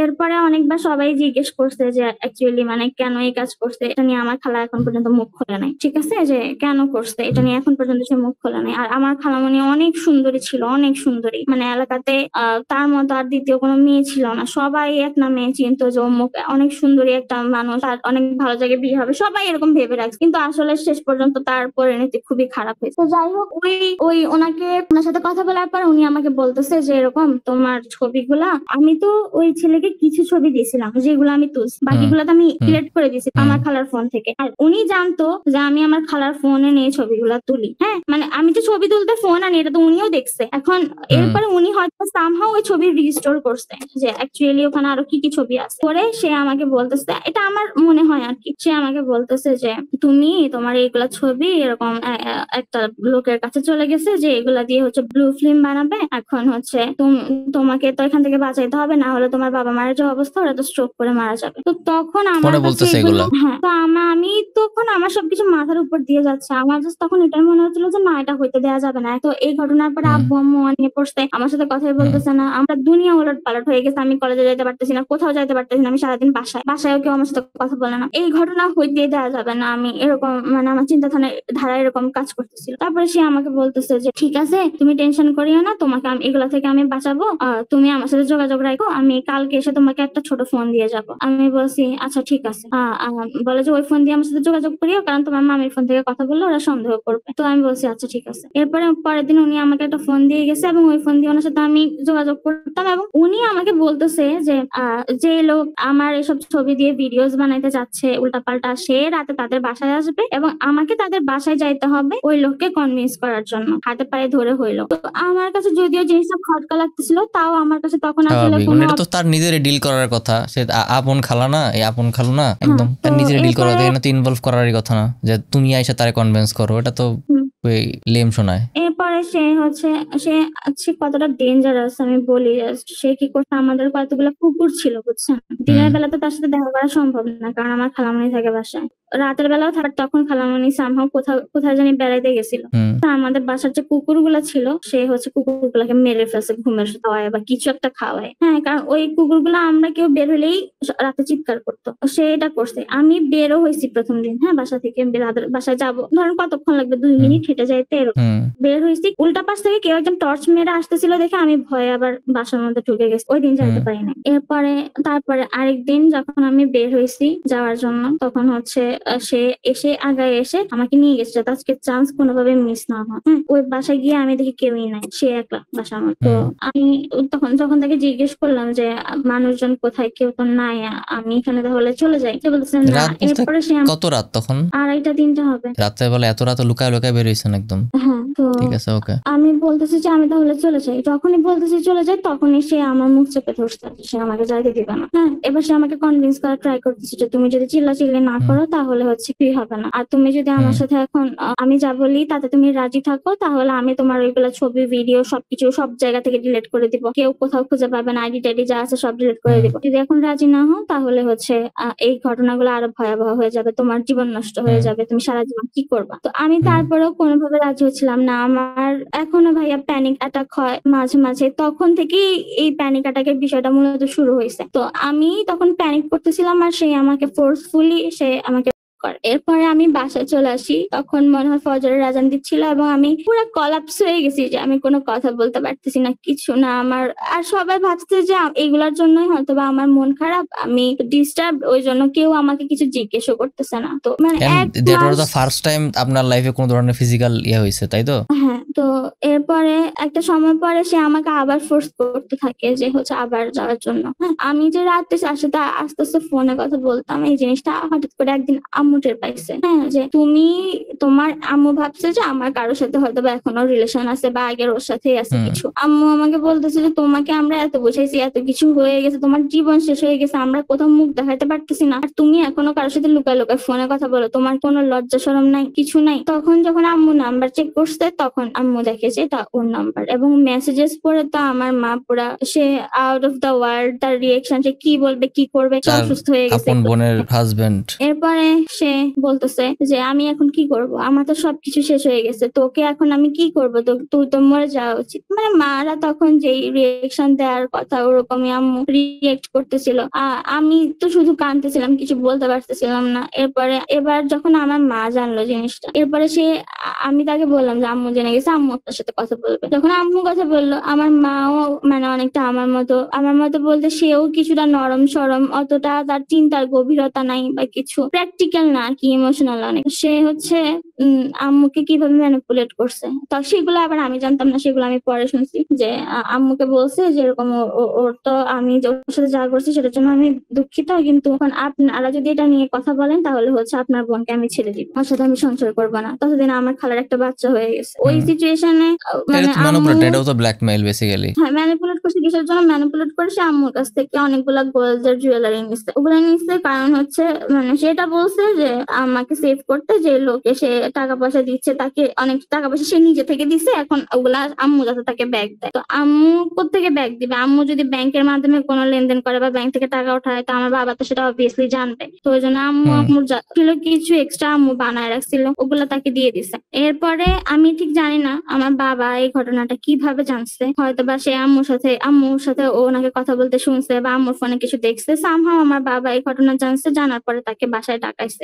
আমার বাবা কিন্তু জানতো না যে সে আমার সাথে কি করছে। বাবা শুধু জানতো যে সে আম্মুর থেকে গোল্ডের এসব জিনিসপত্র নিচ্ছে। তো নিয়ে যখন তাকে ডাকাইছে যে কোন লোক কি আসে কি বিষয়, আমাদের মেয়ে, তুমি আমাদেরকে বললে না, তুমি ওর সাথে এগুলা ডিল করতে গেলে ও ছোট মানুষ কি বুঝবে, ও অলরেডি একটা ভুল করে বসে আছে, তুমি কি ওর জীবন আরো নরক বানায় ফেলতে চাও? তখন সে আমার আব্বুর সামনে খুবই একটা ইমোশনাল অ্যাক্টিং করছে যে সে চাইছে আমাকে সেভ করতে, আব্বু আম্মুকে প্যারা না দিতে। বাট আমার মা তো বাই দিস টাইম জানে যে সে অ্যাকচুয়ালি কি করছে, বাট আম্মু বলতে পারতেছে না আব্বু, কারণ আম্মু জানে যে আমার বাবা কেমন। এখন যদি সে এই কথা বলে তাহলে তো আমার বাবা আমাকে পারলে ঘর থেকে বের করে দিবে। আমি ওই ঘটনার পর আব্বু মানে ইনডিরেক্টলি আমাকে অনেক গালাগালি করছে, অনেক রুড ভাষায় কথা বলছে, আমাকে বলছে আমি যাতে বাসা থেকে বের হয়ে যাই, আমার মুখ দেখতে চায় না, আমি মরে যাই না কেন, এই সেই। তো ওই দিন রাতে আমি ভাবছি যে আমি হয়তো বা মরে যাবো। ট্যাবলন খাইলে কেউ মরে না, সেটা আমার আকলে ছিল না। কি বলবো, আমি ট্যাবলন খেয়ে ফেলছি কতগুলো ভাইয়া। এখন ওইটা খাওয়ার পরে যেটা হয়েছে যে আমার কন্ট্রোনালি ড্যামেজ হয়ে গেছে, আর কিছুই হয় না। বেসিক্যালি কন্ট্রোনালি আর আমার স্টোমাক ড্যামেজ হয়ে গেছে। তাও আম্মুই দেখে ফেলছে। দেখে ফেলার পরে আমাকে বাসায় ডাক্তার নিয়ে এসে ওয়াশ টুয়াশ করছে। তারপরেও আমার বাবার মন গলে না, সে আমার সাথে কথা বলে না। এবং এরকম আমি 3-4 বার করছি যে আমি চাইছি আমাকে শেষ করে দিতে, আমি আর থাকে না। কারণ সবাই আমার দিকে অন্যভাবে তাকাচ্ছে, সবাই অন্যরকম কথা বলতেছে। এরকম একটা যে আমি হচ্ছে প্রস্টিটিউট, আমি এটাই রিজার্ভ করি, আমি ছেলেদেরকে ছবি দিয়ে বেড়াই। এটা হলো আমাদের টোটাল সোসাইটির সবচেয়ে বড় সবচেয়ে বড় ভাইরাস, ভিকটিম ব্লেমিং। মানুষ ওই ভিকটিম রে, আমি একটা জিনিসের ভিকটিমাইজড হয়েছে অলরেডি, তো দোষটা বারবার আমার উপরে চাপা দেওয়া যায় যে না আমি এটা ডিজার্ভ করি। সবকিছু একটা প্রপোর্শনেট আছে যে আমার একটা চুরি করছে, আমার একটা শাস্তি এতটুকু আমি এতটুকু পাইছি। কিন্তু না, মানুষের চুরির শাস্তি ওর মৃত্যুদণ্ড বানায়, রেপের শাস্তি ওর মৃত্যুদণ্ড, মার্ডারেরটাও মৃত্যুদণ্ড, বাটপারি করলে সেটাও মৃত্যুদণ্ড, সবকিছুর একদম ক্যাপিটাল পানিশমেন্ট। এইটা হলো আমাদের সমাজের সবচেয়ে বড় প্রবলেম। মানুষ জাজমেন্ট দিতে জানে না, যে কিভাবে জাজমেন্ট একটা জিনিসের জাজ করতে হয়। আমি দেখি আমার কমেন্টে প্রচুর ভিকটিম ব্লেমিং থাকে। লাইক দেখা গেল যে আপনি বলতেছেন না, আপনি এখানে একদম লিখে রাখেন কমপক্ষে 100 মানুষ পাওয়া যাবে যে আসলে দোষটা আপনারই দিবে সামহাউ, ঠিক আছে? কারণ আপনি বলেন আমার তো কিছু দোষ আছে, হ্যাঁ ঠিক আছে কিছু দোষ আছে, আমি শেয়ার করছি, আমার রুট শেয়ার করছি এর সাথে, ফাইন। বাট এটার পানিশমেন্ট কি এতটুকু? মানে পানিশমেন্ট তো একটা প্রপোর্শন আছে। আমি একজনের চর দিলাম, সে আমার পাল্টা একটা চর দিতে পারে। আমি একজনের চর দিয়ে সে এসে একটা দানিয়া কোপ আমার গলা ফালাই দিল, কি প্রপোর্শনেট হইলো এটা? কিন্তু সামহাউ কেন যদি আমাদের বেশিরভাগ মানুষ এই জিনিসটাই করে, এটা আমার মানে খুব খারাপ লাগে যখন আমি এটা দেখি। সবার কমেন্টে তো রিপ্লাই দেই না, দেওয়ার তো টাইম নষ্ট মনে হয় আমার কাছে। আমি আসলে অনেক আগে থেকে মানে যবে থেকে আপনি শুরু করছেন, আমি এর আগে আপনার অন্য ভিডিওস গুলা দেখতাম। আমি বেসিক্যালি রান্না করার সময় ইউটিউবে এই ধরনের প্রোগ্রাম গুলা দেখি। তো এরপরে যখন এই চ্যানেলটা চালু করলেন এই ইস্যুর জন্য, তখন আমি হচ্ছে কমেন্ট সেকশনে দেখছি এরকম অনেক ভিকটিম ব্লেমিং করতেছে। তখন আমি আসলে 2 বার আপনাকে টেক্সট করতে গিয়েও করি নাই যে আসলে আমি কি বলা উচিত হবে। এটা শোনেন, না এই জিনিসটাই তো প্রবলেম। যখন মানুষ ভিকটিম ব্লেমিং করে না, তখন ভিকটিমরা সামনে আসার সাহস পায় না, কারণ সে একদম নিশ্চিত থাকে যে আমি এটার যে আমার সাথে ইনজাস্টিস হয়েছে, আমি আমার ইনজাস্টিসের ফলাফল কখনো পাবো না। আমি একটা ভুল করছি, ওটার জন্য শাস্তি আমার ঠিক আছে দেন, সমস্যা নাই। বাট আমার সাথে তার চেয়ে বড় অন্যায়টা হয়েছে, ওটার জন্য যে আমি জাস্টিস ডিজার্ভ করি, ওই জাস্টিসটা আমি কখনো পাবো না। কারণ মানুষ আমারই মানে দোষ দিতে থাকবে কন্টিনিউয়াসলি। তো দেখা যাবে যে বড় বড় অপরাধগুলা চাপা পড়া যায়। বাংলাদেশের লাইক 15-20% মতো মানে জাস্ট রেজিস্টার হয় রেপ, বাট 80% হয় না। কেন হয় না? কারণ এই যে ভিকটিম ব্লেমিং এর কারণে। কারণ দোষ আসবে ঘুরে ফিরে মেটার খাই, এটাই হলো সবচেয়ে বড় সমস্যা। রিপোর্ট করবে কে? আমি রিপোর্ট করলে তো মানুষ আমারই দোষ দেবে, তো আমি কেন রিপোর্ট করবো? আমি ভুগতে থাকবো সারা জীবন। এটাই ভাইয়া। আমার ক্ষেত্রে কি হয়েছে, আমারটাও তো রিপোর্ট হয় নাই, তো আমিও তো ওয়ান অফ দেম, তাই না? এরকম আরো বহুত মানুষ আছে যারা শুধু এইসব কথা চিন্তা করে, ইভেন তাদের ফ্যামিলি এই জিনিসটা চাপায় ফেলে, বলতে দেয় না, কাউকে জানাতে চায় না। এটা একটা প্রবলেম। যাই হোক, আমি আমার কথার মাঝখানে অনেক বেশি কথা বলে ফেলছি, আই এম সরি। ওকে, তারপরে কন্টিনিউ করেন। দেন হচ্ছে যে বাই দিস টাইম হচ্ছে আমার ইন্টার পরীক্ষা শেষ হয়ে গেছে। হ্যাঁ, তো আর আরেকটা কথা অ্যাড করি যে সে কিন্তু মানে তখন আমাকে একজনের সাথে ফোনে কথা বলাইছিল। ওই একটা জিনিস ছিল না, এখনো মেবি ওটা ফোনে কলে করা যায়, অ্যাড কল, যেটা এটাকে কি জানি বলে, কনফারেন্স কল। হ্যাঁ রাইট, কনফারেন্স কল। তো সেই কনফারেন্সে আমাকে এক লোকের সাথে কথা বলাইছে, যে লোক আমাকে মানে এটা বোঝাচ্ছে যে সেই ওই কালপ্রিট যে হচ্ছে আমার ক্ষতি করতে চাচ্ছে, যে আমার ছবি দিয়ে কিছু ভিডিওস বানাতে চাচ্ছে, সেই আসলে ওই লোক, এবং আমি তাকে কনভিন্স করতে হবে। ওই লোকের কথা এখন বলে রাখতেছি কারণ তার প্রসঙ্গ পরে আসবে এবং তার ভূমিকা মেজর। আমি এরপরে আমার ইন্টার পরীক্ষা আমি দিই ওখান থেকে, এবং দেওয়ার পরে হচ্ছে কোন রকমে আমার মা অনেক সাপোর্টিভ হয়ে সে আমাকে অনেক আগলায় রাখার চেষ্টা করছে, যদিও তাদেরকে অনেক কিছু ফেস করতে হয়েছে। সে আমাকে ঢাকা পাঠিয়ে দিল। হ্যাঁ, তো ঢাকা পাঠিয়ে দেওয়ার পরে আমি এখানে এসে তখনও কিন্তু আমার বাবা আমার সাথে কথা বলে না। তো আমাকে ঢাকা পাঠিয়ে দেওয়ার পরে আমি এখানে এসে পুরোপুরি একা হয়ে গেলাম। এখানে আমার কেউ নাই। তখনও বাড়িতেও একা ছিলাম, কিন্তু তখন তো মানুষজন ছিল। এখানে আমি হোস্টেলে উঠছেন? হোস্টেল। হ্যাঁ, তো আমার সাথে আমার এলাকার একটা ফ্রেন্ড আসছে। হ্যাঁ, মানে সে কাইন্ড অফ জোরাজোরি করে আসছে যে সে আমার সাথেই থাকবে, কারণ এখানে এসে সে কি করবে না করবে। সে থাকে না এরকম একটা পার্সন যে নিজে থেকে কিছুই করতে পারে না, মানে সবকিছু তো অন্যের উপর ডিপেন্ডেন্ট। তো সে নিজে থেকেই কিন্তু আসছে। এসে আমরা যে রুমটাতে উঠছি, আমাদের হোস্টেলটা ছিল হচ্ছে ফার্মগেট, তো যে রুমে উঠছি ওই রুমে আমরা 4 জন থাকতাম, আমি, সে আর অন্য 2টা মেয়ে যারা হচ্ছে উত্তরবঙ্গের ছিল। তো একটা সময় পরে ওটা কি আপনার ভার্সিটি ইউনিভার্সিটি এডমিশন টেস্ট এরকম পারপাস ছিল, তাই তো? ওরকম পারপাস ছিল। আমার পারপাস 2টাই ছিল। এক হচ্ছে আমাকে সবকিছু থেকে দূরে সরায় দেওয়া, মানে যাতে আমাকে এগুলার ইফেক্ট না করে, আর হচ্ছে আম্মু চাচ্ছিল যে আমি বাইরে চলে আসি, কারণ ওখানে থাকলে আমার জীবন ফেল হয়ে যাবে। তো আমি চলে আসার পরে ওখানে হচ্ছে থাকতেছিলাম। তো তখন হচ্ছে ও তো সবকিছুই জানতো আমার লাইফের, তাই না? ও ছবি টবি এভরিথিং, কারণ এলাকার মধ্যে কিছু মাশাআল্লাহ সবাই জেনে যায়। তো ও সবকিছুই খুব ভালো করে জানতো। ও আমার স্কুলের ফ্রেন্ড ছিল, কলেজের ফ্রেন্ড ছিল। তো ও কি করছে, কিছুদিন পরে ওই মেয়েদের সাথে ওর অনেক ভাব হয়েছে, আমার সাথে একটু দূরে দূরে থাকতেছে। একদিন সে প্রায় সময় হচ্ছে আমার বিভিন্ন জিনিসপত্র ইউজ করতো, আমি কখনোই কিছু বলতাম না, আচ্ছা ওকে ফ্রেন্ড তো করো। তো একদিন একটা জিনিস কি জানি নিচে নিয়ে ধুয়ে রাখে নাই, আমি জাস্ট তাকে বলছি যে এটা তো নিছিলি, এটা একটু ধুয়ে রাখি। ওই একটা কথা তার অনেক ইগো হার্ট হয়ে গেছে, এবং এরপর থেকে সে মানে আমি কি বলবো, স্টার জলসা ফেল, মানে এত কনস্পিরেসি করতো আমার নামে। সে কেউ কিন্তু জানতো না হোস্টেলের যে আমি কে, আমি কোথা থেকে আসছি বা কি আসে কি বিষয়, কারণ একটা হোস্টেলে 100-150 মেয়ে থাকে, সবার ব্যাপারে তো জানা সম্ভব না। সে আমার ছবির প্রসঙ্গ সবাইকে বলছে, ইভেন দেখাইছে, সবাই বলে বেড়াইছে। দেখাইছে মানে দেখাইছো, মানে বলাটা একটা বিষয় যে বলছি, ঠিক আছে, ও লিটারালি বের করে করে দেখাইছে, এই দেখো ছবি। হ্যাঁ, ও ওগুলা দেখাইছে। ইভেন তখন আমার কি অবস্থা চিন্তা করেন, আমার পুরো হোস্টেলের সব মেয়েরা জেনে গেছে এই ঘটনা। আর মেয়েরা তো এটা সত্যি কথা যে ছেলেদের চেয়ে মেয়েরা এইসব ব্যাপারে অনেক মানে চিপ মেন্টালিটি হয়, অনেক চিপ মেন্টালিটি। এরা মনে হয় যে এগুলা পাইলে আরো বেশি এগুলা নিয়ে লাফালাফি করে। তো সবাই আমাকে ধরে ধরে জিজ্ঞেস করতো যে কি হয়েছে তোমার সাথে, নাকি এরকম হয়েছে, তুমি কি নিজে থেকে দিছিলে ছবি, তুমি কি ওই ছেলের সাথে কিছু করছো? মানে আমি এগুলার কোনোভাবে সহ্য করতে পারতেছিলাম না। ইভেন ওরা আমাকে এভাবে র‍্যাগ দিত যে আমাকে রুম থেকে বের করে দিয়ে ভিতর থেকে হচ্ছে দরজা লক করে দিত। তারপরে একদিন ছাদে নিয়ে গেছে, কথা বলতে বলতে নিয়ে ছাদে রেখে আমাকে বাইরে থেকে ছাদ লক করে চলে গেছে। আমি সারা রাত ছাদে বৃষ্টির মধ্যে ভিজছি। তারপরে সবচেয়ে ডেঞ্জারাস মানে সবচেয়ে খারাপ লাগার যে জিনিসটা করছে, তারা 50 টাকা নিজেদের 50 টাকা নিজেরা চুরি করে আমাকে বলতেছে যে আমি নাকি 50 টাকা চুরি করছি। হ্যাঁ, মানে আমি ভাবতেও পারি না যে আমাকে কেউ 50 টাকার জন্য চোর বলবে। মানে আমি কি বলবো তখন ভাইয়া, এর চেয়ে লজ্জাজনক হয়তো আমার জীবনে কিছু নাই যে পুরা হোস্টেলে করছে যে আমি ওদের 50 টাকা চুরি করছি। ইভেন গিয়ে হোস্টেলের যে ছিল ম্যানেজার ছিল, তাকেও বলতেছে যে ও যদি থাকে তাহলে আমরা থাকবো না। হ্যাঁ, ও আমাদের টাকা চুরি করছে, ওকে আলাদা রুম দেন, না হলে আমাদেরকে আলাদা রুম দেন। তো এরপরে তখন ওই ভাইয়া এক রুমে কয়টা সিট করে থাকতো? একটা রুমে কয়টা করে সিট থাকতো? একটা রুমে ডিপেন্ড করতো, কিছু থাকতো 4টা করে সিট, কিছু 2টা, কিছু 3টা, কিছু আবার গণরুমের মতো 7-8টা এরকম। তা আমরা যে রুমে ছিলাম ওখানে 4টা সিট ছিল। এরপরে ওই ভাইয়া তখন বলতেছে যে শুনো, আমি অনেক বছর ধরেই হোস্টেল চালাই, চালাই, আমি জানি কোন মেয়েটা কেমন হইতে পারে, চাল চলন আচার আচরণ কথাবার্তা দেখলেই বোঝা যায়। ওর বাসা থেকে ওর মা প্রত্যেক মাসে আমার কাছে এক্সট্রা টাকা পাঠায় রাখে, যদি ওর কিছু দরকার হয় যেন আমি এখান থেকে দিই। সেই মেয়ে বুঝি তোমাদের টাকা চুরি করবে? তোমরা এগুলো কি আমাকে অঙ্গভঙ্গ বুঝাইতে আসো? আর তোমরা কি করতেছো হোস্টেলে আমি কি জানি না? মানে ওনার কানো কথাগুলো আসতেছে, তারা আমার নামে কথাগুলো ছড়াইছে। এরপরে উনি গার্ডিয়ান কল করছে, ওর গার্ডিয়ান, আমার গার্ডিয়ান, ওই মেয়ে, বাকি যে মেয়ে ছিল ওদের গার্ডিয়ান। তারপরে যখন আমার গার্ডিয়ান বলছে আচ্ছা ঠিক আছে, ওদের যদি এত সমস্যা হয় আমরা আমাদের মেয়েকে নিয়ে যাব, তখন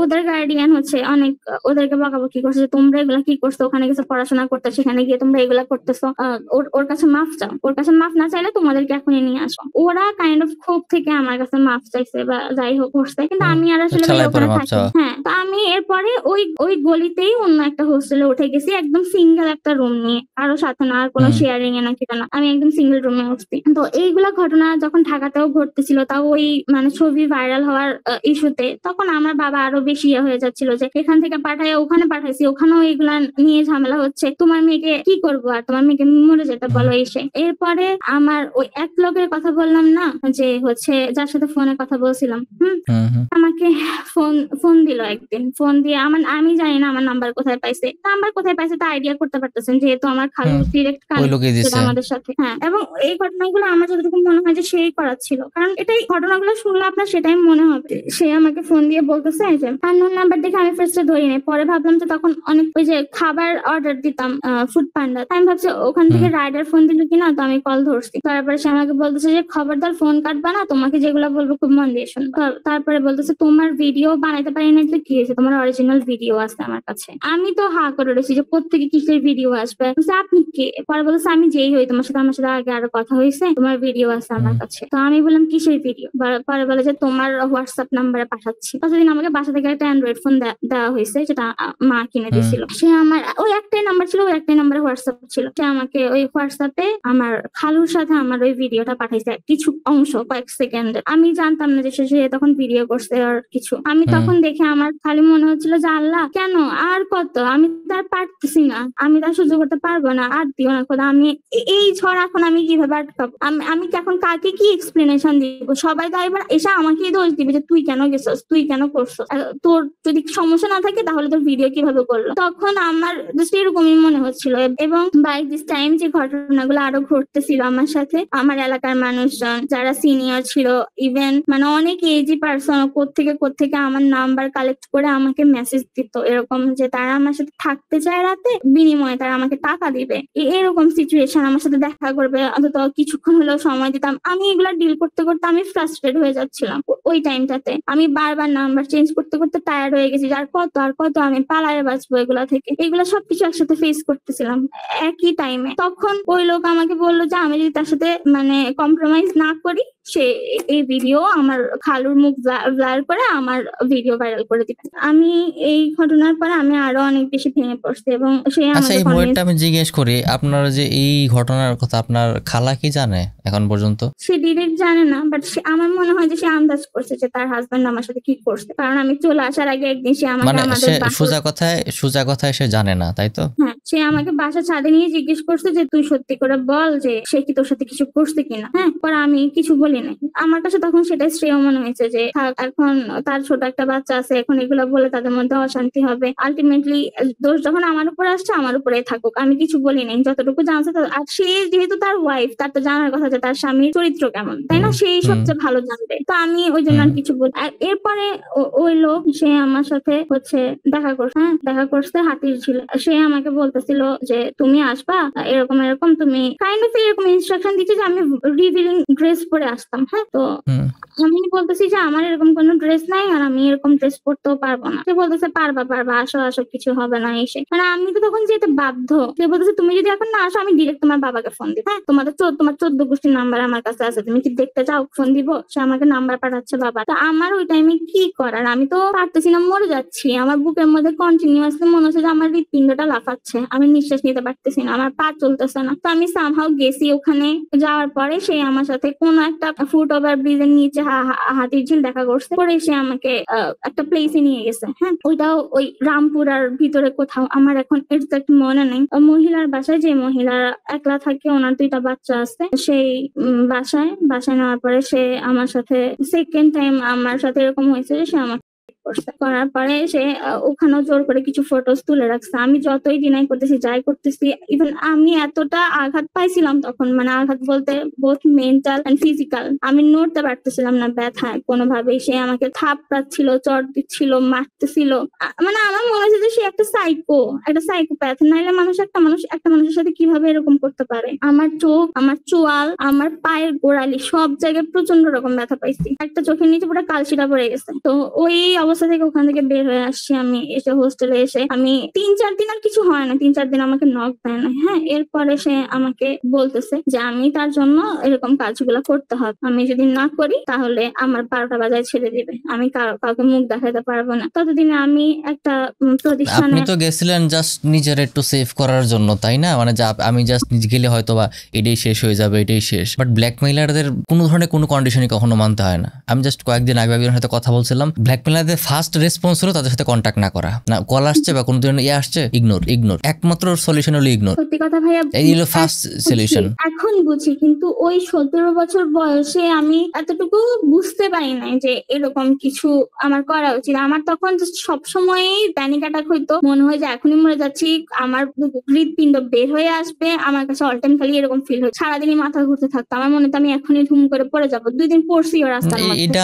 এটা আমি কেন বলতেছি, কারণ আমি এই ভিডিওগুলো 16-17 বছরের 18 বছরের অনেক মেয়েরা দেখবে, ঠিক আছে? এরকম অনেক ছেলেরা দেখবে, তাদের ব্যাপারটা জানা থাকলো যে ব্ল্যাকমেইলারদের জন্য ফার্স্ট রেসপন্স যেটা হচ্ছে সেটা হলো কোনো ইগনোর করা, ব্লক করে দেওয়া, ইগনোর করা একদম। তুমি তার ফার্স্ট ডিমান্ড তুমি ফুলফিল করবা, মানে ওই যে ডিমান্ড ফুলফিলিং এর প্রসেসটা ওটা তুমি আরেকবার সেকেন্ড টাইম আটকায় যাবা। ওই যে আপনি সেকেন্ড টাইম গেছেন, ওখানে কিন্তু আপনার নতুন করে কিছু ছবি উঠছে না, নতুন করে ভিডিও হয়েছে না, হ্যাঁ, তো আপনি আরো নতুন এভিডেন্স আটকায় গেলেন, নতুন প্রুফের মধ্যে আটকায় গেলেন। তার কাছে এখন আরো বেশি রিসোর্স আছে। আর আরেকটা পয়েন্ট, যে আপনি যেখানে গেছিলেন ওখানে বলছেন যে একটা মহিলা আছে, তার 2টা বাচ্চা আছে, ওইটার কেসটা কি আসলে? আচ্ছা আমি বলি, ওই মহিলার মানে বিজনেসই হচ্ছে এটা। হ্যাঁ, সে রুম ভাড়া দেয়। আমি এর পরবর্তীতে ওখানে আমি অনেকবার গেছি, তো আমি জানি যে সে রুম ভাড়া দেয়। হ্যাঁ, তার যে 2টা বাচ্চা আছে তারাও সবকিছু দেখতেছে। বাচ্চাগুলো ছোট, একটা মেবি 1-এ পড়তো, আরেকটা 2-তে বা 3-তে এরকম পড়তো। তার বাসায় তার হাজবেন্ড ছিল না, এবং যতটুকু ধারণা করতে পারি ওই মহিলাও এই ধরনের কোনো কাজ করতো।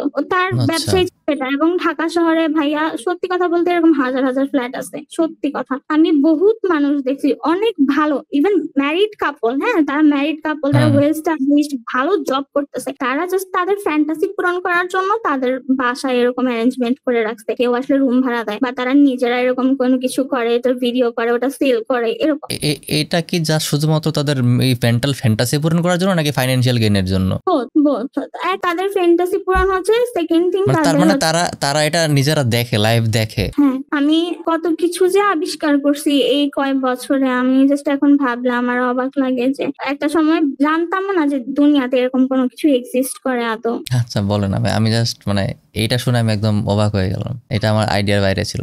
সত্যি ভাইয়া, আপনি ইভেন অনেকগুলো ফেসবুক গ্রুপ আছে, হ্যাঁ, যারা হচ্ছে মানে যেই লোকগুলা সোজা বাংলা যদি আপনি বলতে যান দালাল, আর মানে তারা প্রোভাইডার। হ্যাঁ, তারা প্রোভাইডার তারা হচ্ছে মেয়ে সাপ্লাই করে। এবং এই মেয়েরা খুবই সাধারণ, আমার মানে ভার্সিটিতে পড়ে, কলেজে পড়ে, ঢাকার বাইরে, ঢাকার সব জায়গার। তারা নিজের একটা প্রফিট রেখে, মোটা একটা প্রফিট রেখে বাকি প্রফিটটা মেয়েকে দেয়। তারা ক্লায়েন্টের সাথে ডিল করে, তারপর ওই মেয়েকে ওই ক্লায়েন্টের কাছে পাঠায়। ক্লায়েন্ট ডিরেক্ট মেয়ের সাথে তো ডিল করতে পারে না, ডিরেক্ট করে হচ্ছে ওই প্রোভাইডারের সাথে, দেন হচ্ছে তার থ্রু এটা ওই ক্লায়েন্টের কাছে যায়, এরকম একটা বিষয়। আচ্ছা, যেটা বলতেছি আপনাকে সেটা হচ্ছে যে সে আমাকে ব্ল্যাকমেইল করে এরকম একটা চক্রের মধ্যে ঢুকাই দিছে, যেখানে তার মতো আরো অনেক মানুষ ছিল যাদের নাম আমি জানি না ওটা ফেক নাম নাকি আসল নাম বা কিছু। তার মধ্যে একজনের পরিচয় আমি জানি, আসল নাম সহ জানি। ইভেন তার একটা ইউটিউব চ্যানেলও আছে যেখানে সে উল্টাপাল্টা ভুংভাঙি ভিডিওস বানায়।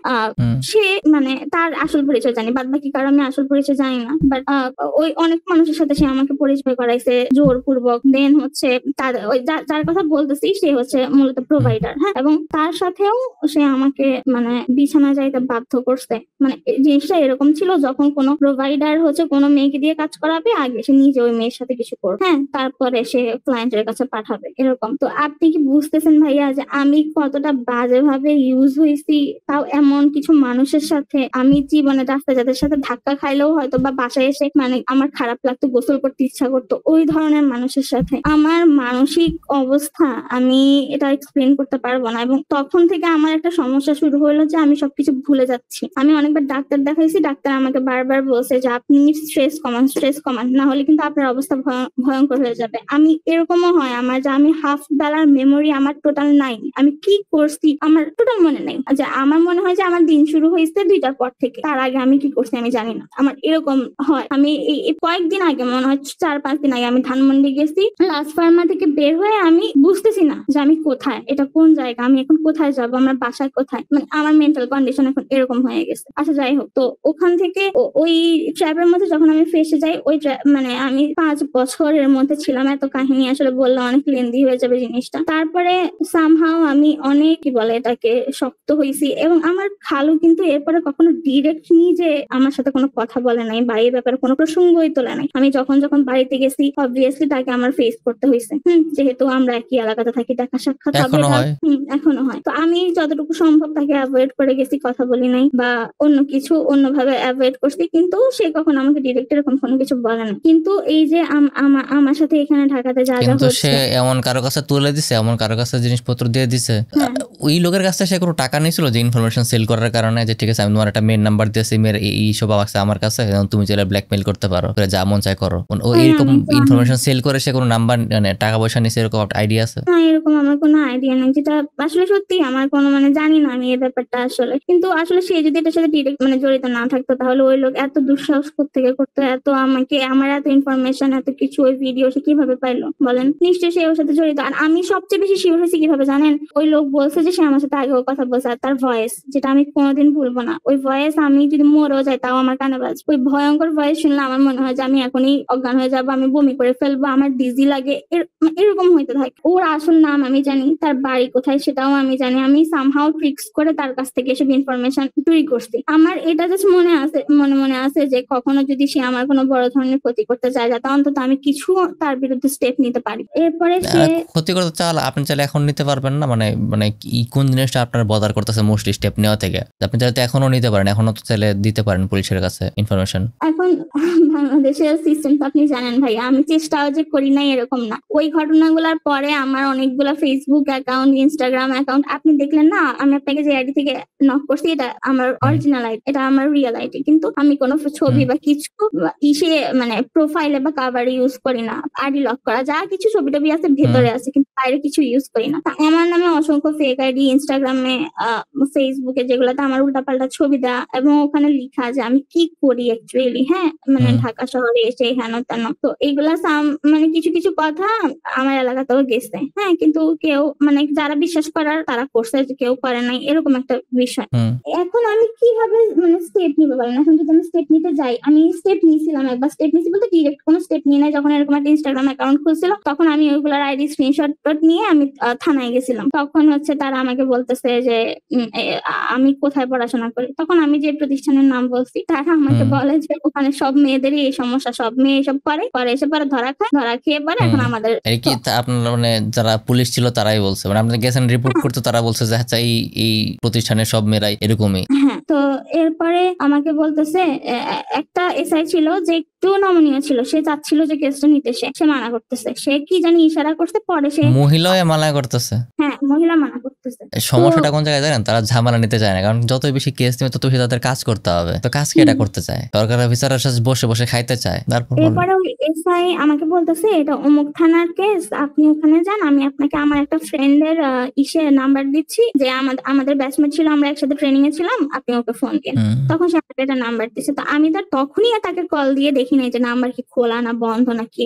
আমার সাথে আমার একটা ফ্রেন্ড ছিল যে টুকটাক জানতো যে অ্যাকচুয়ালি আমার লাইফে কি হচ্ছে, ও অনেক সাপোর্ট করার চেষ্টা করছে আমাকে, যে তুই ভেঙে পড়িস না, আচ্ছা আমরা এটা সর্ট আউট করবো। এরপরে হচ্ছে ও যখন দেখছে যে আচ্ছা এরকম এখানে কোনো লাভ হচ্ছে না, তখন আমরা ওই থানা থেকে বের হয়ে গেছি। বের হয়ে যখন পরের দিন কল দিছি অন্য থানায় যাওয়ার জন্য, দেখি যে নাম্বারটা বন্ধ এবং দীর্ঘদিন ধরে ব্যবহার হচ্ছে না এরকম বলতেছে। তখন আমি বুঝছি যে তারা জাস্ট আমাকে ঝেড়ে ফেলার জন্য একটা আন্তাজি ফেক নাম্বার দিয়ে দিছে। তো তখন আমি আসলে অনেক ভেঙে পড়ছিলাম যে আসলে কি হইলো এটা আমার সাথে? আমি যখনই একটু সাহস করে, আমার পাশে কিন্তু কেউ ছিল না, আমার বাবা না মা, যে তার যারা আমাকে লিগ্যাল হেল্প করবে, কেউ না। উল্টা আমি যখন মানে বলছি আমার মাকে যে আচ্ছা আমি এরকম একটা আমার ইনস্টাগ্রাম আইডি খুঁজছে যেটা খুব বাজেভাবে ছড়াচ্ছে, ওটার জন্য আমি এরকম স্টেপ নিছি, তখন সে উল্টা আমাকে বকাবকি করছে যে কেন, যেটা চাপা পড়ে যাচ্ছে, আস্তে আস্তে মানুষ ভুলে যাচ্ছে, তুমি কেন এটা নিয়ে নাড়াচাড়া করতেছো, তোমার কি কোনো মানে হিতাহিত জ্ঞান নাই, কোনো বুদ্ধি শুদ্ধি হবে না? এইগুলা চিন্তা করে ভাইয়া এখন আর কোনো কিছু স্টেপ নিতে চাই না। কারণ আমি অনেক কষ্টে নিজের জীবনটা একটু গোছাইছি, একটু নর্মালাইজ করছি সবকিছু। এখন আবার যদি এগুলা নাড়াচাড়া করতে যাই তখন দেখা যাবে যে সবকিছু লন্ডভন্ড হয়ে যাবে। আর আমার ব্যক্তিগত জীবনে আসলে এগুলা নিয়ে অনেক ঝামেলা হয়ে গেছে। আমি এইসব ঘটনার পরে আমার আরেকটা রিলেশনশিপ হয়েছিল অনেক পরে, 2-2.5 বছর পরে।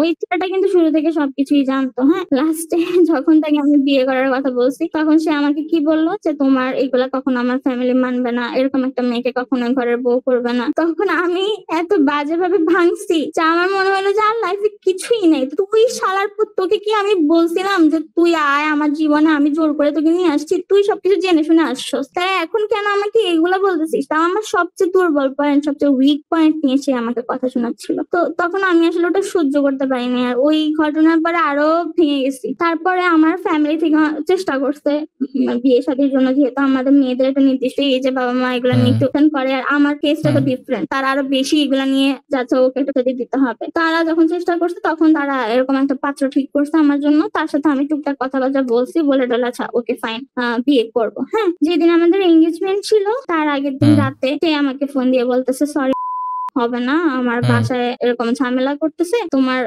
এইগুলা ছবি ইনস্টাগ্রামে আমার কাজিনরা দেখছে, এখন এটা হবে না, সম্ভব। তখন আমার মনে হলো যে আচ্ছা ঠিক আছে, ওকে ফাইন, হবে না যখন আর কখনোই হওয়া লাগবে না, আমি আর বিয়েই করবো না। আমি যখনই ভাইয়া কারোর সাথে একটু অ্যাটাচমেন্ট তৈরি হয়েছে বা বিয়ে করতে চাইছি বা নিজের লাইফটা সেট করতে চাইছি, তখনই মানুষগুলো আমাকে এভাবে ফিরাই দিচ্ছে। তারা আমার মন রাখার জন্য হলে তো অন্তত অন্য কিছু বলতে পারতো, যে অন্য কোনো কজ দেখাইতে পারতো। এটাই বলতে হলো, এটাই বলতে হবে যে তোমার এগুলোর জন্য হবে না, তুমি অনেক চিপ একটা মেয়ে, তোমার সম্পর্কে আগে জানতাম না, এখন জানছি। যাই হোক, ওই ঘটনার পরে আর ওভাবে বিয়ে শাদী নিয়ে আমি নিজে থেকে কখনো আগাইনি। আমার বাসা থেকে অনেক চাপাচাপি করতেছে, তারা এক একদিন এক এক ছেলে ধরে নিয়ে আসতেছে, ওই আলটিমেটলি ওইটাই হয়। হ্যাঁ, আর আমি এমন একটা পার্সন যে আমি কখনো আসলে সবকিছু তো বলা সম্ভব না, অন্তত কাউকে যদি বিয়ে করতেই হয় আমার কিছু তো তার অন্তত জানা উচিত। হ্যাঁ, অন্তত ছবির বিষয়, কারণ এগুলো একটা সময় তার সামনে আসবে, আর আমি তার সামনে অপরাধীর মতো থাকতে, আমি তাকে জানাই বিয়ে করতে চাই। তো যখনই এই জিনিসগুলা বলি তখনই দেখা যায় যে বিয়ে ভেঙে যায়, কোনোভাবেই এটা হয় না, অন্য কিছু না কিছু হয়, বা সবকিছু ঠিক হইলেও অন্য আমাদের আত্মজন বা যারা কি বলে আমাদের পারিবারিক যাদের সাথে সম্পর্ক ভালো না, তারা নিজ দায়িত্বে ফোন দিয়ে তাদেরকে বলে দেয় আচ্ছা অমুকের মেয়ে তো এই সমস্যা ওই সমস্যা, এগুলা কি আপনারা জানেন? বিয়ে ভাঙার জন্য। হ্যাঁ, আর আমি ওই ইয়াটা থেকে লুপটা থেকে বের হয়েছি কিভাবে, আমি লাস্টের দিকে ওই যে লোক আমাকে এতদিন ধরে ইয়া করতেছিল তার মানে কি বলে রিয়েল পরিচয় পুরো আমার সামনে চলে আসছে, এবং সে ধরতে পারছে যে আমি সব জেনে গেছি যে সে কি অ্যাকচুয়ালি। তখন দেখলাম যে নরম হয়ে গেছে। হ্যাঁ, মানে তার কথাবার্তার ধরন চেঞ্জ হয়ে গেছে যাতে সে কোনো ট্র্যাপে না পড়ে। তো এরপরে আমি আস্তে করে কি করলাম যে আমার নাম্বার চেঞ্জ করে ফেললাম। আমি ভাবলাম যে আচ্ছা সে যদি আমাকে এরপরে ধরেও, আমি বলবো যে আমার ফোন ছিনতাই হয়ে গেছে, আমি তো আপনার নাম্বার তো ইসে ছিল, ফোনে ছিল, সিমে সেভ ছিল না, ওই জন্য আর আমি আপনার সাথে যোগাযোগ করতে পারিনি, আমি এরকম কিছু একটা বলবো। তো এরপরে আমি এরকম করে আসতে আমার নাম্বারটা চেঞ্জ করে ফেললাম। চেঞ্জ করে ফেলে আমার ফেসবুক আইডি সবকিছু হচ্ছে মানে একদম যেভাবে ছিল ওভাবেই রেখে দিছি, কোনো প্রোফাইল পিকচার অ্যাড করি নাই, তার দেখে মনে হয় যে এই আইডিতে তো কোনো অ্যাক্টিভিটি নাই এরকম। এরপরে সে অনেকগুলা ফেক আইডি থেকে আমাকে মেসেজ দিচ্ছে, অনেক মেসেজ দিচ্ছে, যে সে ডিরেক্ট মেসেজ দিচ্ছে না, বাট সে বুঝাচ্ছে যে সে সব জানে, বুঝতেছে আমি যাতে তার সাথে শীঘ্রই যোগাযোগ করি, নাহলে খুব বড় ঝামেলা হয়ে যাবে, এই হবে সেই হবে, অনেক ব্ল্যাকমেল করছে। কিন্তু আমি দেখতেছি যে মেসেজ রিকোয়েস্ট এরকম অমুক আইডি থেকে মেসেজ আসতেছে, বাট আমি ভুলেও সিনও করি নাই, কিছুই করি নাই, জাস্ট দেখে ফেলাই। আর নাম্বার এটা খুব ভালো করছেন। For the first time you like responded well. যে ব্ল্যাকমেইলের ফার্স্ট রেসপন্স হলো ইগনোর করা, আর সেকেন্ড রেসপন্স হলে কোনো ধর ল এনফোর্সমেন্ট এজেন্সির সাথে যোগাযোগ করা, লিগ্যাল স্টেপে যাওয়া। কিন্তু ফার্স্ট রেসপন্স হলো ইগনোর করা, কন্টাক্ট করা না, কোনো ধরনের রিসিপ্রোসিটি থাকা যাবে না। আমি না চেষ্টাও করছিলাম, একটা পেজ আছে Facebook page Bangladesh cyber crime unit, ওদেরকে আমি অনেকগুলো টেক্সট দিছি। না না না, এটা আছে মেয়েদের জন্য একটা police cyber support for women, PCSW, ঠিক আছে, PCSW মানুষ হয়তো সাইবার ইউনিট বলতে কিছু একচুয়ালি হয়তো কাজ টাজ করে না, বাট PSCW যে একটা আছে না, পুলিশ সাইবার সাপোর্ট ফোরাম, এইটা মোটামুটি কাজ করে, একদম 100% না, তার পুরো তুলনামূলকভাবে ওদের রেসপন্স বেটার। ঠিক আছে, এখানে আমি বেশ কয়েকজন রেফার করছি এন্ড ওরা পাইছে, মানে কেউ কেউ সাপোর্ট পাইছে মোটামুটি, আর কেউ পায় নাই, বাট তারপরেও নর্মাল পুলিশের থেকে তার মানে রেসপন্স রেটটা বেটার। তো যদি যারা দেখছে তাদের বলবো এই ধরনের কোনো সমস্যা থাকলে তাদেরকে নক করেন, তাদের ফেসবুক পেজ আছে, তাদের ওয়েবসাইট আছে, ওখানে ফোন দেন, ওখানে ফোন দিয়ে বিস্তারিত বলেন, মেবি ইট উইল হেল্প। আমি কিন্তু ওদেরকে নক করছি, ওরা যেটা করছে ওরা আমার কাছে একটা জিডি করতে বলছে, জিডি করে সেটার কপি দিতে বলছে। এখন ওই জিডি করতে গিয়ে আগেই আমি কাহিনী ওই থানার ওই কাহিনীগুলো হইলো, ওই জন্য আমার মনেই চাই নাই যে আমি আবার থানায় যাই, এই থানায় গেলে বলবো অমুক থানায় গেলে বলবো তমুক, আমি আর এগুলো ফেস করতে চাইনি, যে জন্য একটা জিনিসের রেমেডি পাওয়াটা যদি এত বেশি প্রবলেমেটিক হয় তখন তো রেমেডি পাওয়ার প্রতি মানুষের ইয়াটা কমে যাবে, যে আমি রেমেডি পাবো, মানে ইচ্ছা করে প্রসেসটাকে কঠিন করে রাখা হয়েছে। ব্যাপারটা তো সহজ হওয়া দরকার, একটা ফোন কল করবো আর আমার রেমেডি হয়ে যাবে, এটা রাষ্ট্রের দায়িত্ব। তারা খুঁজে বের করবে যে অ্যাকচুয়ালি হোয়াট হ্যাপেন্ড, বাট তারা উল্টা আমাকে কোয়েশ্চেন করতেছে, একবার একটা এমন ভাবে কথা বলছে যে দোষটা আমারই, আমি মনে হয় কিছু একটা করছি, এখন আমি এটাতে বাজেভাবে ঠিক আছে দেখে আমি হচ্ছে এখন কেস টেস করতে চাচ্ছি, এরকম একটা অবস্থা। তো ওই জন্য আমি করছি কিনা এটা তো কোর্টে প্রমাণিত হবে, যখন কেসটা চলবে তখন কোর্টে প্রমাণিত হবে আমি কি করছি না করছি, আমি যদি ভুল মামলা করে থেকে ওটা তো কোর্টে অটোমেটিক প্রমাণিত হবে, এটা কাজ তো আর পুলিশের না। ঠিক আছে, পুলিশের কাজ কেস রেকর্ড করে কোর্ট পর্যন্ত নিয়ে যাওয়া, পুলিশের কাজেরও কোর্ট পর্যন্ত নিয়ে যাওয়া, তুমি ওইটা নিয়ে যাও, তোমার কাজ তো আর এইগুলো করার না, আমি করি কি করি না এগুলো যাচাই করে কি তোমার কাজ। তারপর আপু এখন প্রেজেন্ট লাইফ আপনার কেমন চলতেছে? আলহামদুলিল্লাহ অনেক ভালো। আমি ওই তখন থেকে একটা স্টার্টআপ শুরু করছিলাম, একটা বিজনেস শুরু করছিলাম, ওইটাই কন্টিনিউ করতেছি, পড়াশোনা শেষ করে ফেলছি বাই দিস টাইম, আরো 2 বিজনেস করতেছি, এখন এই চলতেছে জীবন মোটামুটি আলহামদুলিল্লাহ। এখন অনেক ভালো আছি, শান্তিতে আছি, যে অন্তত কিছু নিয়ে এত প্রেশারের মধ্যে থাকা লাগে না। ডিটেলস বলতে গেলে তো অনেক কথা, জাস্ট আমি আপনাকে বেসিক জিনিসটা বললাম, বাট এর মাঝখানে যে আমি কি কি ফেস করছি, আমার দিন কেমন গেছে, আমার মানসিক অবস্থা কেমন ছিল, এগুলা এটা তো আসলে আপনার বললেও এক্সপ্লেন হয়তো করতে পারবেন, কিন্তু মানে এই যে আমি হয়তো কখনো আন্ডারস্ট্যান্ড করতে পারবো না, যারা শুনবে তারাও আন্ডারস্ট্যান্ড করতে পারবে না, শুধুমাত্র তারা বুঝতে পারবে যারা এটার মধ্যে দিয়ে গেছে, যারা এই প্রসেসটার মধ্যে দিয়ে গেছে, শুধুমাত্র তারাই ব্যাপারটা রিলেট করতে পারবে। আমি বুঝতে পারবো যে আপনার খারাপ লাগছে, কিন্তু কতটুকু খারাপ লাগছে, কিভাবে ভাঙছেন, এটা আমার পক্ষে বোঝা সম্ভব না, এটা সাধারণ অডিয়েন্সের পক্ষে বোঝা সম্ভব না, শুধুমাত্র তার পক্ষেই সম্ভব যার সাথে এটা হয়েছে। ঠিক আছে আপু, তাহলে এখন যেহেতু মানে সবকিছু ঠিকঠাক আছে, ভালো আছে, তো আই প্রে যে অ্যাকচুয়ালি সবকিছু ঠিকঠাক থাকুক, আপনার লাইফে আর কোনো প্রবলেম না আসুক, যেন ঠিকঠাক তাকায় যান। এন্ড এবার স্টিল মানে এখনো কি করতেছেন, বিয়ের জন্য প্ল্যান করতেছেন নাকি জাস্ট সিঙ্গেল লাইফে কাটায় দেওয়ার প্ল্যান করতেছেন? এখন আমি আর কোনো প্ল্যান করতেছি না, জাস্ট আমার বাসা থেকে অনেক চাপাচাপি করতেছে যে মানে আমার অলমোস্ট এখন 28 29। আপনার আব্বা কথাবার্তা বলে? এখন বলে, এখন কিছুটা স্বাভাবিক হয়েছে বা আগের চেয়ে ভালো সম্পর্ক, কিন্তু তাও মানে কিছু একটু হইলেই মানে মানুষজন আমার ওই পাস্ট নিয়ে নাড়াচাড়া করে, এগুলা নিয়ে কথা বলে, ওই জন্য তারা আসলে মাঝে মাঝে আমাকে কথা শোনায় দেয় আর কি। কারণ তাদের কাছে একটা অস্ত্র আছে, একটাই অস্ত্র, ওইটাই ব্যবহার করে, সবচেয়ে দুর্বল জায়গাটার মধ্যে আঘাত করতে পারে, তার মধ্যে একটা পৈশাচিকতা, আনন্দ খুঁজে পায় মানুষ, প্যাথেটিক জিনিস।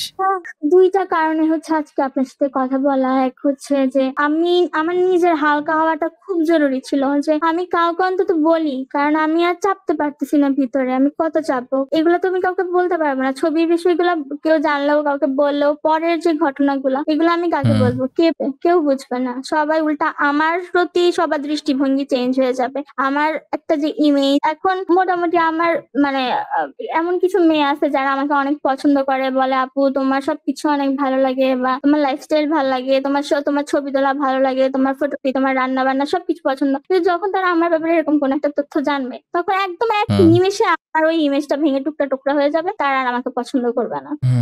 ইমেজ বিল্ড করতে মানুষের লেগে যায় বছরের পর বছর, ভাঙতে জাস্ট লাগে একটা ইনসিডেন্ট। আপনার তো একটা জাস্ট থাকে না যে ছোটবেলায় করা একটা ছোট ভুলের কারণে আপনার কত দূর পর্যন্ত সাফার করা লাগছে, ওইটাই বললাম। আর একটা ওই 16-17 বছর একটা ভুল করছিলেন, এবং এইটা আপনার প্রায় 25-26 বছর পর্যন্ত টেনে যাইতে হয়েছে। এন্ড যারা দেখতেছেন এটা তাদের জন্য বলি আবার জাস্ট লার্ন ফ্রম ইট, এটা থেকে একটা লেসন নিয়ে নেন। অবশ্যই লেসন নেওয়া উচিত, আর বের হওয়া যায়। আর শুরুতে সবাই অনেক ভয় পেয়ে যায়, যেটা আমি পাইছি অবভিয়াস বিষয় যে ভয় পাবে, কিন্তু চাইলেই আসলে বের হওয়া যায়। আর যদি ওইরকম সিচুয়েশন থাকে কারোর সাথে শেয়ার করার মতো, তাইলে হচ্ছে আমি ফার্স্টলি বলবো যে প্যারেন্টস কে বলা উচিত, তারা মারুক বকুক ঝগড়াঝাটি যাই রাগারাগি, বাট তারাই মানে আপনাকে হেল্প করবে সবচেয়ে বেশি, আর কেউ করবে না। এইটা আমি আমার লাস্ট আরেকজনের সাথে কথা বলছি, ভিডিওটা এখন হয়তো পাবলিশ হয় না, কদিন পরে পাবেন, ওটা যখন এডিট করে পাবলিশ করবো, একদম এক্স্যাক্টলি সেম কথাটা তার সাথে আমার হয়েছে, যে পরিবার কখনো ছেড়ে যায় না। পরিবার মানে খুব 1% বা লেস দেন 1% সিনারিও থাকে যেখানে পরিবার ছেড়ে যায়, তো পরিবারকে সবার আগে জানাইতে হবে, বাবা মা, ঠিক আছে, তার রক্ত শরীরে থাকতে তারা কখনো ফেলে দিবে না, রাগ করবে, মন খারাপ করবে, বকাবকি করবে, সর্বোচ্চ মারবে, ঠিক আছে, কিন্তু দিন শেষে তারাই সবার আগে এসে পাশে দাঁড়াবে। তো বাপ মায়ের থেকে লুকায়, বাপ মায়ের থেকে দূরে গিয়ে আসলে খুব ভালো সলিউশন না। 99% কেস শুধুমাত্র তারাই থাকে, শুধুমাত্র তারা, অন্য কেউ থাকবে না। সেটাই ভাইয়া, আপনাকে অনেক থ্যাংক ইউ। আমার আসলে আপনার অনেক সময় নিছি, বাট আমার অনেক হালকা লাগতেছে। আচ্ছা আপু, এটা আপনার যদি আপনার কাছে বললে এটা মনে হয় যে গুড। আর এটা বেসিক্যালি আমি তো আপলোড করবো আমার পেজ আর চ্যানেলে, তো দেখতে পাবেন। আর হ্যাঁ, যদি কোনো নেগেটিভ কমেন্ট আসে প্লিজ ওগুলো পড়েন, আমি বলবো কমেন্টই পড়েন না আপনি, ঠিক আছে, আমি সাজেস্ট করবো আপনি কমেন্ট পড়েন না, অ্যাটলিস্ট আপনার ভিডিওর কমেন্ট আপনি পড়েন না, কারণ আমি জানি কমেন্ট কেমন আসতে পারে না আসতে পারে। বাট হ্যাঁ, এটা হয় 10% মানুষকে, 15% মানুষকে হলে হেল্প করবে, 10-20% মানুষ যারা আছে তাদের হেল্প করবে ভিডিওটা অনেক। আর বাকি 80% মানুষ জাস্ট মজা নেওয়ার জন্য দেখবে, ঠিক আছে, এটা ব্যাড কমেন্ট করার জন্য দেখবে। এই ঠিক আছে আপু, তাহলে ভালো থাকবেন, হ্যাঁ ভালো থাকবেন। আর সাহস করে আসছেন, সাহস করে বলছেন নিজের হালকা লাগার জন্য, অন্যান্য মানুষের জানানোর জন্য। এটা অ্যাকচুয়ালি কারণে লাইফে ইম্প্যাক্ট ফেলবে। আমি সবসময় বলি যে এক্স্যাক্টলি হয়তো সিমিলার সিচুয়েশন দিয়ে কেউ একজন যাইতেছে, সে আপনার এটা দেখা তার লাইফের একটা বেটার ডিসিশন নিতে পারবে, হয়তো এটা থেকে বের হয়ে আসতে পারবে। তুই একটা মানুষের যে হেল্প হইলো না, তাতেই মনে হয় যে ভিডিওটা সার্থক হয়ে যাবে। এটাই। আর আমরা যখন ছিলাম ওই যে তখন জিনিসগুলো তাও কিছুটা ছিল, কিন্তু এখন বাচ্চা কাচ্চাদেরকে বা এই যে মানুষজনকে দেখলে আমার মনে হয় যে ওরা অনেক দ্রুত বাড়তেছে, অনেক দ্রুত বড় হচ্ছে। আমরা যে জিনিসগুলো অনেক পরে জানছি, ওরা ওগুলো অনেক আগে জেনে ফেলতেছে। ওদের বিহেভিয়ার, ওদের কথাবার্তা অন্যরকম, মানে রিলেট করতে পারি না আমরা আমাদের ওই এজের সাথে। এখনকার বাচ্চাদের ওটা রিলেটই করতে পারি না, যে 13-14 বছর বা 12 বছর বয়স, ওরা তো বাচ্চাই, তাই না? ওরা তো এখনো বড়ই হয় নাই, 12-13 বছরের যারা। আমার কিছু ভাগ্নি আছে, ওদের বিহেভিয়ার আমি মানে রিলেট করতে পারি না, যে ওদের বয়সে আসলে আমরা এরকম ছিলাম না, ওই জন্য ওদের জন্য রিস্ক গুলো আরো অনেক বেশি, ওরা এই ধরনের ক্রাইমে আরো বেশি জড়ায় যেতে পারে। এখন টেকনোলজি আরো ডেভেলপ করতেছে, তো ভলনারেবিলিটি আরো বাড়তেছে, আরো ডেঞ্জারাস হইতেছে। এখন মানুষের ভয়েসও ক্লোন করা যায়, ভিডিও একদম চেহারার সাথে হুবহু ক্লোন করা যায়।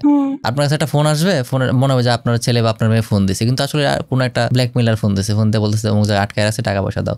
অস্বাভাবিক কিছু না। ঠিক আছে আপু, তাহলে হ্যাঁ কল রাখলাম। হ্যাঁ তাহলে ভালো থাকবেন, দোয়া করবেন আমার জন্য, আপনি ভালো থাকেন, সবসময় যোগাযোগ রাখবেন। যদি কখনো প্রয়োজন হয় আমারে বা কোনো ধরনের কথা বলতে হয় তাহলে জানাইন, ঠিক আছে? আল্লাহ হাফেজ। আচ্ছা, আল্লাহ হাফেজ।